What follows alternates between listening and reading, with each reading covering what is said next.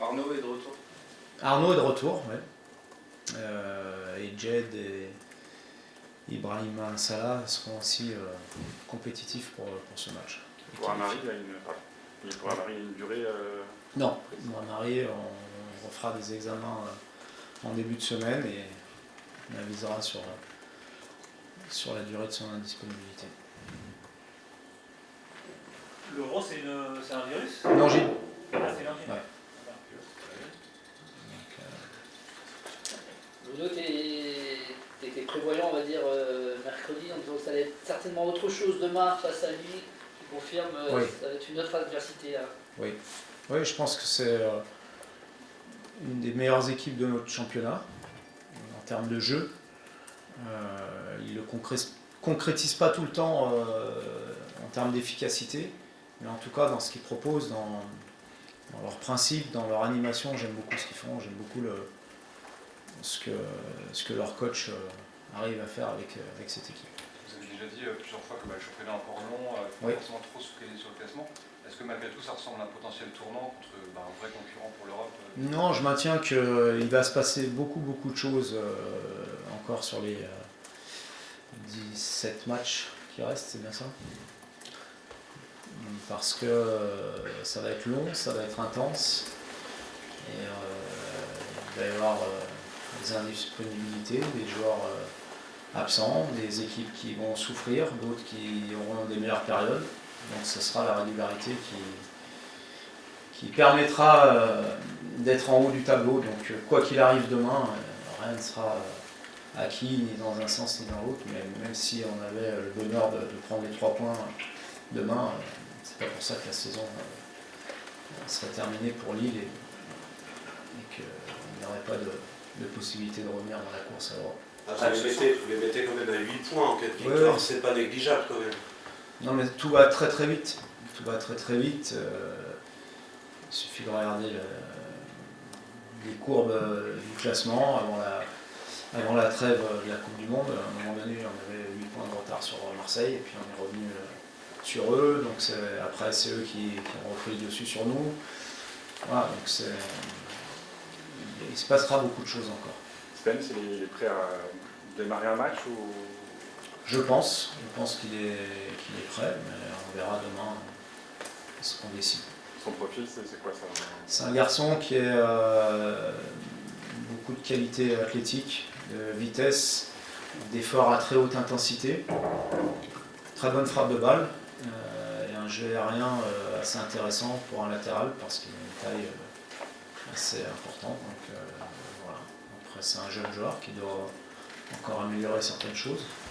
Qui vient d'arriver, donc c'est toujours, il faut toujours un petit temps d'adaptation pour trouver ses marques, ne serait-ce qu'avec la langue, avec ce que je lui demande, avec la différence d'entraînement entre ce qu'il a connu et ce qu'on va lui demander ici.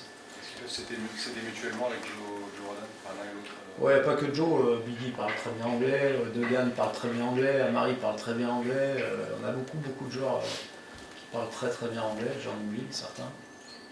Dans le staff aussi, donc ça va faciliter son intégration à ce niveau-là. En plus aussi de 2 joueurs proches sur le terrain. Ouais, qui est proche enfin, une mi-temps sur 2.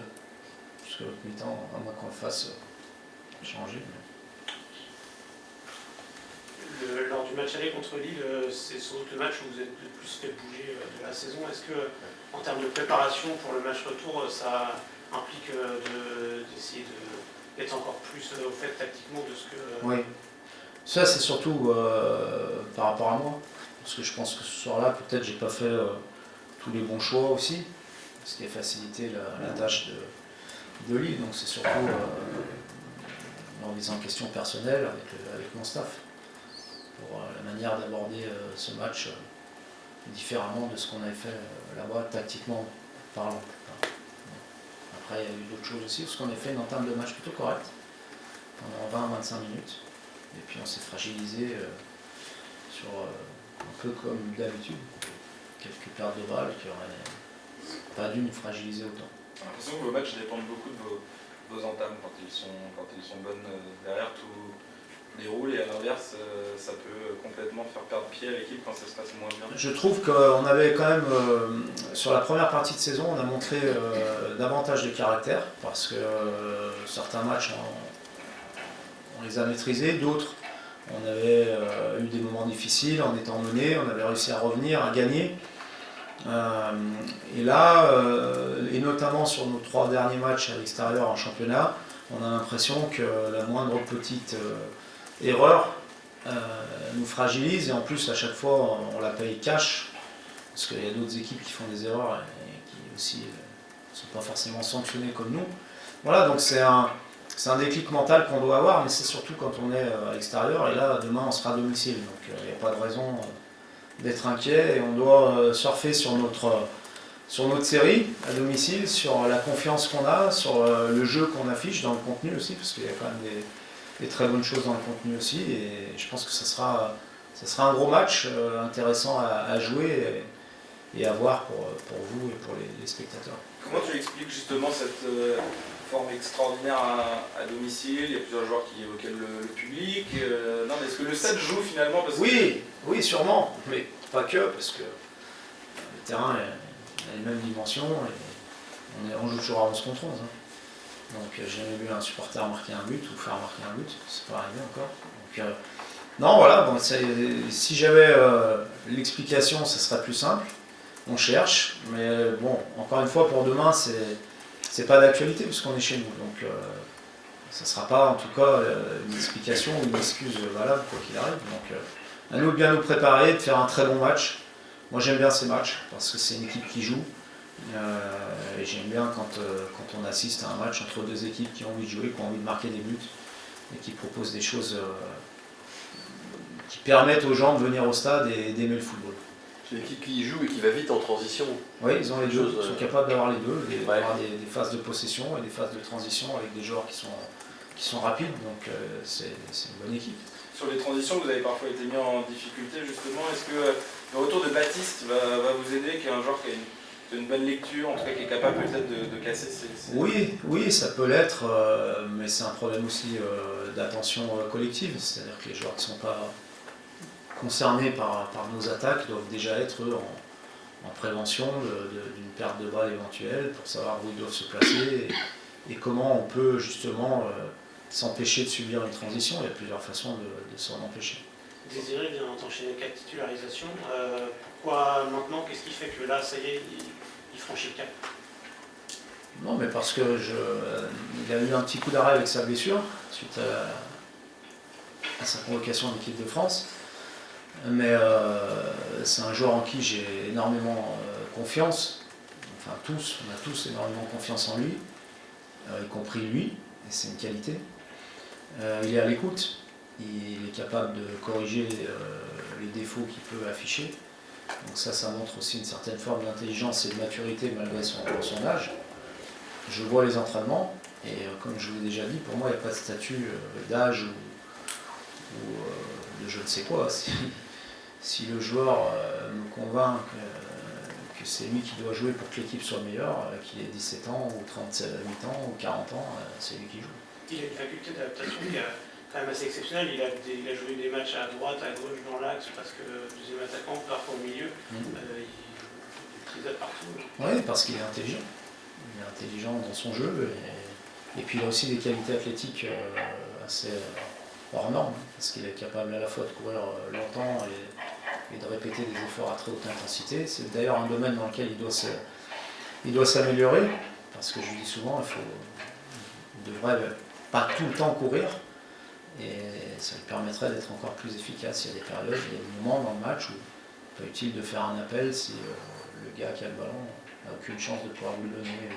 Voilà, mais ça c'est normal, c'est un jeune joueur, donc il a encore mais ce qui fait, je ne parle pas forcément des stats, passe décisive, but, mais ce qui montre dans sa maturité par rapport à son âge est assez encourageant pour la suite de sa carrière et puis pour nous. Il se fait canaliser quand même un peu. Comment ? Il se fait canaliser aussi dans la façon dont il provoque, les dribbles, ces genres de péché de jeunesse qu'il pouvait avoir. Oui, c'est pour ça que je vous dis, il est à l'écoute. C'est parce que avec mon staff, on travaille beaucoup sur la vidéo, sur les analyses collectives et individuelles. Et c'est là qu'on voit qu'il a une maturité supérieure à son âge, parce que quand vous lui faites une réflexion, quand vous lui montrez des choses qui ne fonctionnent pas ou qui ne correspondent pas à ce qu'on demande, il est capable de le corriger. Alors évidemment qu'il aura encore et ça tout le monde fait des erreurs, mais en tout cas ça montre une maturité nettement supérieure à sa maturité d'âge. Vous enchaînez et vous aimez bien enchaîner les matchs tous les 3 jours, c'était un peu votre marque de fabrique pour la partie de saison. Est-ce que là par contre enchaîner un 3e match en 8 jours avec les blessures, vous connaissez, il y a une crainte quand même là-dessus. Je pense qu'on est tous logés à la même enseigne, tous les clubs. J'ai lu un papier assez intéressant ce matin dans un journal sportif. Et on voit qu'il y a tous les clubs ont des blessés, ont des joueurs qui souffrent. Donc on est tous logés à la même enseigne. Voilà. Maintenant, savoir si c'est une bonne chose ou pas, c'est un autre débat. Mais en tout cas, chaque club est logé à la même enseigne, donc on ne pourra pas se plaindre de ça pour demain. Baptiste, par exemple, Comment ? Baptiste, il peut enchaîner 2 matchs. Oui, Baptiste, il est très bien. Il a beaucoup travaillé pendant sa phase de réathlétisation.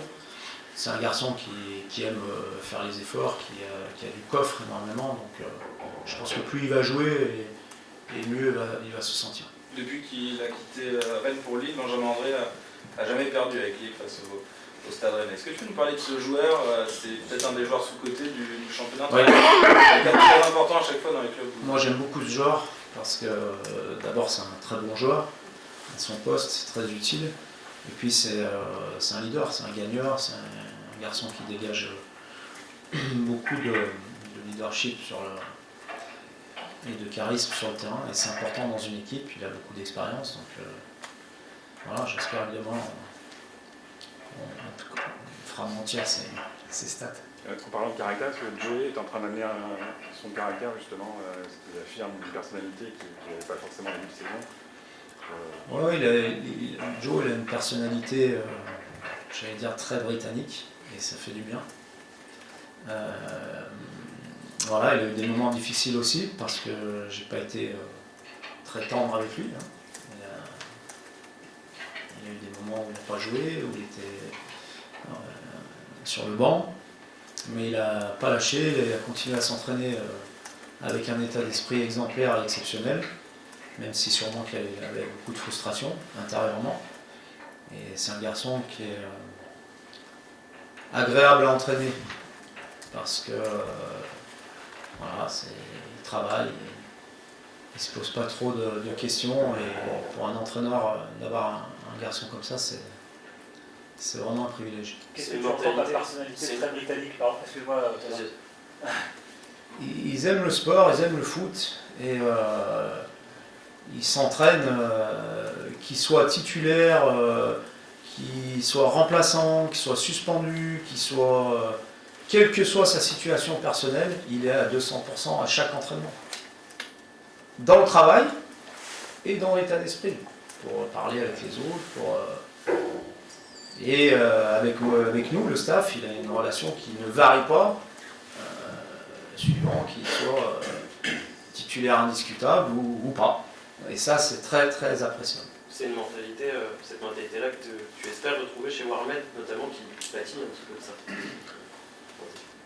Mohamed a été assez gravement blessé, on ne se rend pas compte, c'est 2 opérations, une à l'épaule, une dans la région du pubis, donc c'est difficile. C'est difficile de revenir, il faut franchir des étapes, des paliers, mais il est fort mentalement, il est fort aussi avec ses qualités de footballeur. C'est, je pense, une étape qui va aussi le faire grandir en tant qu'homme aussi.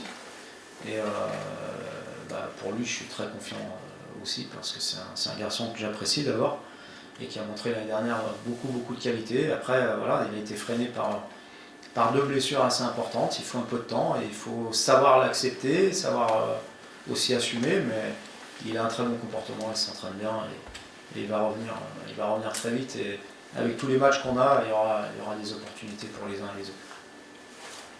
C'est bon? Juste une question, Bruno. Est-ce que vous pensez que la blessure d'Mbappé, justement, peut constituer un tournant, là, pour la saison du PSG? C'est difficile de dire oui ou non. En tout cas, c'est un gros coup dur pour eux et pour le foot français, parce qu'il y a la confrontation avec le Bayern qui, a priori, ne devrait pas pouvoir jouer. Et quand vous perdez votre meilleur joueur ou un des meilleurs joueurs de votre équipe, c'est jamais une bonne nouvelle. Maintenant, ils ont aussi les moyens de compenser ça, parce qu'ils ont un effectif conséquent, mais c'est sûr que c'est pas la meilleure nouvelle pour eux, et puis pour nous, supporters d'un club qui joue la Champions League, un club français qui va jouer la Champions League face à une très très bonne équipe. Et les blessures qu'on constate chaque jour dans chaque club, elles sont liées, selon toi, directement à ce calendrier un peu farfelu avec la Coupe du Monde cette année? Oui. Oui. Oui, mais je certainement que mon président recevra un coup de fil encore, parce que je parle trop en conférence de presse, donc je vous dis oui, mais c'est mon avis. Mais j'ai vu quand même que de grands entraîneurs partageaient mon avis, ce qui me rassure. Qui c'est Les dirigeants se font taper Comment sur les doigts. Qui c'est qui appelle votre président quand vous parlez? Ah non, monsieur, non, c'est une plaisanterie, je plaisante. Ah, d'accord. Voilà. Merci. Après, Bruno, il y en a qui se passent. Tu as joué arrière droit ce mercredi contre Strasbourg. Visiblement, ce n'était pas la première fois. Est-ce que c'est un poste auquel tu te plais, mais en tout cas tu as des repères et tu te sens bien? Non, comme vous avez dit, c'est pas la première fois et je pense que pour la suite de ma carrière, ça va pas être la dernière non plus. Je sais que je peux jouer dans le poste et si le coach il demande que est-ce que tu peux jouer là-bas ou est-ce que tu peux jouer gardien but, je dis oui. Hein. Donc le plus important c'est d'essayer d'aider l'équipe et après de faire le travail. Comment ça s'est passé? Tu as eu une discussion avec ton coach? Enfin, il t'a expliqué les choses assez tôt après la blessure d'Amalo? Ah, on a parlé un peu ensemble et il a demandé comment il va mon pied droit et j'ai dit non mais vous stressez pas trop, j'ai déjà fait quelques fois le poste et je sais que je suis capable de le faire. C'était dans ton championnat, c'était en Norvège, c'était où quand tu as joué à... Ouais, je jouais avec les deux clubs en Norvège, j'ai joué à droite là. Le seul poste que je n'ai pas joué, c'est défenseur central. Donc après, j'ai fait un peu partout. Et concrètement, qu'est-ce que ça change dans tes repères, toi, de joueur passé? Oui, bien sûr, ça change un peu avec ton premier contrôle, par exemple. Peut-être que tu cherches un peu plus le jeu vers l'intérieur parce que tu as tous les terrains qui s'ouvrent quand tu joues le côté opposé. C'est pareil pour les 7 centrés. Hein. Si tu as un faux pied qui peut rentrer, ça peut changer un peu le style et les solutions que tu peux trouver. Mais sur ça, je n'ai pas trop de soucis de m'ouvrir sur le pied droit quand même. Donc, ouais. Ça va. Les consignes étaient les mêmes que quand tu joues à gauche? Oui. Oui, les tâches, ça ne change pas. Comment tu as vécu cette deuxième mi-temps? Vous avez fait un très bon match contre Strasbourg, puis la deuxième mi-temps, on a senti que ça ronronnait un peu. Le coach disait qu'il n'avait pas été très content de la manière dont vous avez fini le match et qu'il attendait autre chose contre Lille. Comment vous l'avez ressenti sur le terrain? Oui, mais bien sûr, mais on sait, on parle beaucoup à la mi-temps que alors on doit continuer, et l'important ça va être le prochain but et ça va être pour nous et on veut pas prendre de but non plus. Hein. On a besoin de clean sheet, d'être costaud derrière parce que si on a ça aussi, on va gagner beaucoup de matchs. On a eu le troisième but vite dans le deuxième mi-temps et après c'est un peu c'est aussi gérer un peu de tempo de match. On a pu faire mieux, bien sûr, mais après, eux, ils ne sont pas vraiment des ocasses. Donc, on a bien géré le deuxième mi-temps. Bien sûr, on a voulu de créer un peu plus de ocasses et peut-être avoir les 4e et les 5e, mais quand même 3-0, on le prend.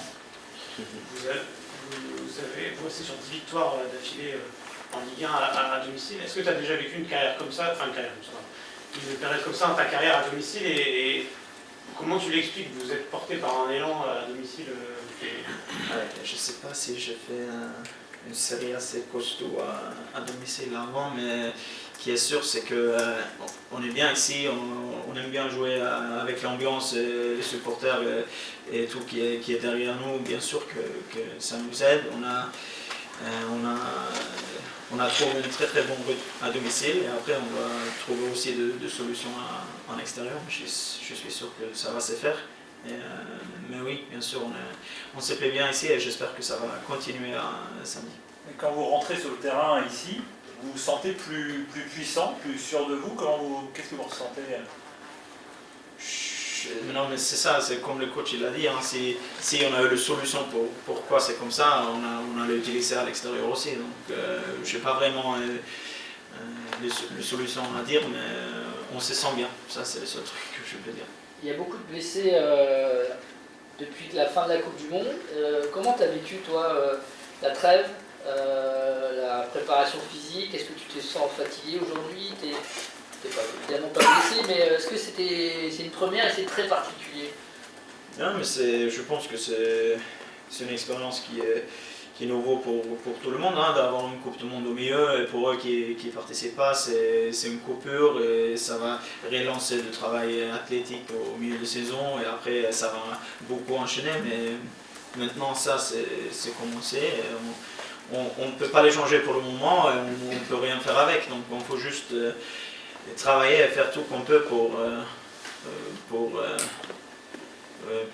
pas se blesser. Il y avait des trucs qui n'est pas gérable, de choc comme avec Martin, Cheka, Baptiste par exemple, et après, ouais, c'est dommage quand tu n'as pas de la chance, ça ne tombe pas pour toi, mais il faut bien continuer à travailler. Après, je suis sûr qu'avec le staff qu'on a ici, on va toujours avoir une équipe qui est costaud et prêt pour jouer. Tu n'as pas senti le moment de fatigue? Tu n'as pas toi personnellement senti au mois de janvier là, moment physiquement ou mentalement un peu de fatigue, comme on entend de plus en plus sur ce mois de janvier? Il y a eu beaucoup de casses et de fatigue. Non, toi personnellement ça l'a fait quoi? Oui, j'ai pas trop joué donc pas trop de fatigue quand même. Ouais, mais. Vous vous entraînez quand même. Vous entraînez tout ça, oui. Oui, mais non, pour moi ça va. Je posais la question au coach tout à l'heure sur Désiré. Qu'est-ce qui fait selon toi qu'il est différent, qu'il est aussi fort à son âge? Désiré, c'est impressionnant les qualités qu'il est là. Je suis sûr que s'il continuait dans cette façon-là, il peut aller le plus haut niveau. C'est un super joueur, il est intelligent, il est un bosseur aussi, donc je suis sûr qu'il va aller très loin. Cette semaine, il y a eu deux nouveaux, enfin il y a eu Karl Toko Ekambi, mais il y a aussi Jed Spence et Ibrahim Salah qui sont arrivés. Qu'est-ce que tu penses de leur qualité, ces deux nouveaux joueurs?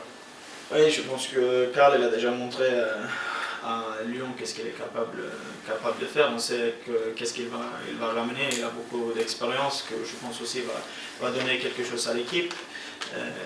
Les deux autres ils sont arrivés tard dans le mercato, donc je sais pas trop, on n'a pas fait trop d'entraînement avec eux, mais je suis sûr qu'ils sont venus pour une raison et c'est parce qu'ils ont des qualités pour aider l'équipe d'obtenir l'objectif qu'on a pour la fin de saison.